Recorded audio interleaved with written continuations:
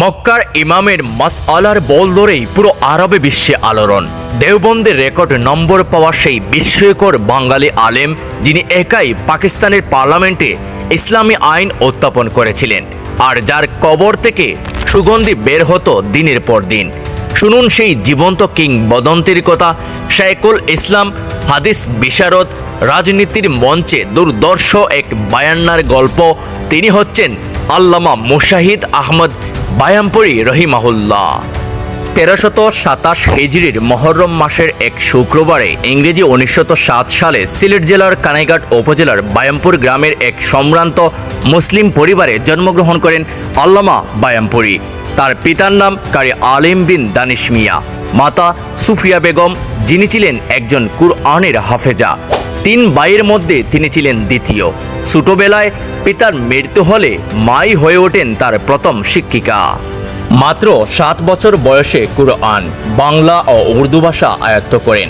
ভর্তি হন গ্রামের পাঠশালায়।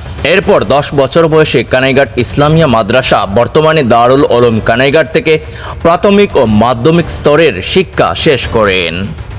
লালারচকে প্রাথমিক বিদ্যালয়ে কিছুদিন শিক্ষকতা করে চলে যান ভারতে। রামপুর আলিয়া মাদ্রাসায় 5 বছর এবং মিরাট আলিয়া মাদ্রাসায় 2 বছর অধ্যয়ন করেন।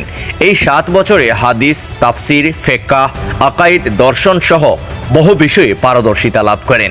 এ সময়েই তিনি দর্শের নিজামের গুরুত্বপূর্ণ কিতাব কাফিয়া এর ব্যাখ্যা গ্রন্থ ইজাহুল মাতালিব সহ 2টি কিতাব রচনা করেন, যদিও প্রকাশিত হয় উস্তাদদের নামে। 1934 সালে ভর্তি হন আজহারুল হিন্দ খ্যাত দারুল উলুম দেওবন্দে। মাত্র 1.5 বছরের মধ্যে হাদিসের সর্বোচ্চ নম্বর পেয়ে মেধা তালিকায় প্রথম স্থান অর্জন করেন। একাধিক বিষয়ে তিনি রেকর্ড সংখ্যক নাম্বার পান। ভারতের বদরপুর ও রামপুরে শিক্ষকতা শেষে ফিরে আসেন সিলেটে। তিনি ছিলেন সিলেট সরকারি আলিয়া মাদ্রাসার শাইখুল হাদিস। এরপর গাছবাড়ি জামিউল উলুম কামিল মাদ্রাসায় দায়িত্ব পালন করেন, যেটিকে তখন বলা হতো দ্বিতীয় দেওবন্দ। 1953 সালে তিনি কানাইঘাট ইসলামিয়া মাদ্রাসার পরিচালক ও শাইখুল হাদিস হিসেবে যোগ দেন এবং নাম পরিবর্তন করেন দারুল উলুম কানাইঘাট। মৃত্যু পর্যন্ত একা নেই দায়িত্ব পালন করেন। 1953 সালে প্রতিষ্ঠা করেন পূর্ব সিলেট আজাদে দ্বীনি আরবি মাদ্রাসা শিক্ষা বোর্ড, যেখানে তিনি আজীবন সভাপতি ছিলেন। আজও এই বোর্ডের আওতায় 175টিরও বেশি মাদ্রাসা পরিচালিত হচ্ছে। তিনি ছিলেন মাওলানা হুসাইন আহমদ মাদানির অনুসারী এবং জমিয়তে উলামায়ে ইসলামের সক্রিয় কর্মী। 3 বার জাতীয় নির্বাচনে অংশ নেন। 1962 সালে চেয়ার প্রতীকের স্বতন্ত্র প্রার্থী হিসেবে MNA নির্বাচিত হন। 1965 সালে গোলাপ ফুল প্রতীকে, 1970 সালে জমিয়তের খেজুর গাছ প্রতীকে নির্বাচন করেন। প্রথমবার বিজয়ী হলেও পরবর্তীতে পরাজিত হন।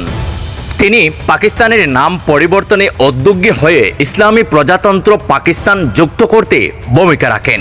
পাকিস্তানের সংসদে প্রস্তাব দেন কুরআন সুন্নাহ বিরোধী কোনো আইন করা যাবে না। তার প্রস্তাবে এক ইসলাম বিরোধী অর্ডিন্যান্স বাতিল করতে বাধ্য হয় আইয়ুব সরকার। পূর্ব পাকিস্তানে একটি ইসলামী বিশ্ববিদ্যালয় প্রতিষ্ঠার দাবিও তিনিই প্রথম তোলেন। একবার রাজনৈতিক কারণে ভারতে চলে গেলেও সৌদি বাদশাহের হস্তক্ষেপে তাকে আবার দেশে ফিরিয়ে আনা হয়। তৎকালীন সৌদি আরবের বাদশাহ রাষ্ট্রীয় সংবিধান পর্যালোচনার জন্য তাকে পাঠালে তিনি 14টি গুরুত্বপূর্ণ জায়গায় সংশোধনের পরামর্শ দেন। তিনি একবার মক্কার এক ইমামের মাসআলায় ভুল ধরেন এবং সে ঘটনার কারণে আরব বিশ্বে তুলোপাড় সৃষ্টি হয়। তার জ্ঞানের গভীরতা উপমহাদেশের বাইরেও স্বীকৃতি পায়। তিনি সিলেট অঞ্চল থেকে ধর্মীয় গৌরামি, কুসংস্কার, শিরক ও বেদআত দূর করতে গুরুত্বপূর্ণ ভূমিকা পালন করেন। রমজানে সিলেটের বন্দরবাজার জামে মসজিদে সাহরির আগ পর্যন্ত তাফসির ও ওয়াজ করতেন। তিনি জীবনে 10টি বিবাহ করেন এবং 11 সন্তানের জনক ছিলেন। 3 বার হজ পালন করেন।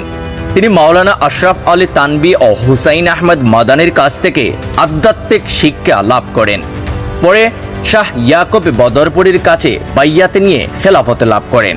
উল্লেখযোগ্য খেলাফতে প্রাপ্ত মুরিদগণ মাওলানা শহর উল্লাহ দারুল উলুম কানাইঘাট, মাওলানা মোহাম্মদ বিন ইদ্রিস, মাওলানা আব্দুল করিম ছত্রপুরী লাফনাউট, মাওলানা হাবিবুর রহমান গাছবাড়ি, মাওলানা তৈয়বুর রহমান শীতালংশা।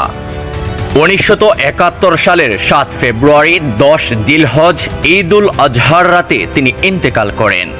কানাইঘাট দারুল উলুম মাদ্রাসার সামনে জানাজা শেষে দাফন করা হয়। কয়েকদিন পর্যন্ত তার কবর থেকে সুগন্ধি বের হয়, আজও যা মাঝে মাঝে অনুভূত হয়। এই কারণে দেশ জুড়ে বহু মানুষ তার কবর জিয়ারতে ভিড় করেন। তবে ইসলাম পরিপন্থী কাজ ঠেকাতে প্রশাসনের কড়াকড়ি জারি রয়েছে। কানাইঘাট উপজেলার সুরমা নদীর অপর ব্রিজের নামকরণ করা হয়েছে তার নামে, মুশাহিদ আহমদ বায়ামপুরী সেতু। হুসাইন আহমেদ মাদানী বলেছিলেন, এখন জ্ঞান সিলেটের দিকে যাচ্ছে। মাওলানা আব্দুল করিম শায়েখ কৌরিয়া বলেছিলেন, সিলেটের সব আলেমের ইলম একত্র করলে মুশাহিদ বায়ামপুরীর ইলমের সামনে হাঁটু সমানো হবে না। আল্লামা মুশাহিদ আহমদ বায়ামপুরী রহিমাহুল্লাহ শুধু একটি নাম নয়, এটি একটি ইতিহাস, একটি আদর্শ, এক অমর দৃষ্টান্ত।